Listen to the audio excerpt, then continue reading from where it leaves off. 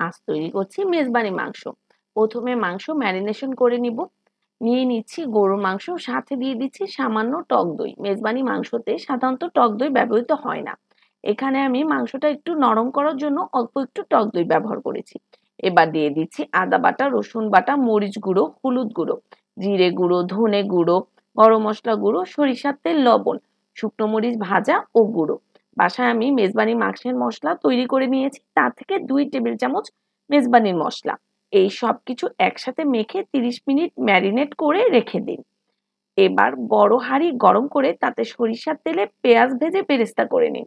কিছু বেরেস্তা তুলে রেখে নিন। এবার তেলে ম্যারিনেট করা মাংস দিয়ে কষিয়ে নিন। মাংস পুরোপুরি কষানো হয়ে গেলে পানি দিয়ে সেদ্ধ করে নিন।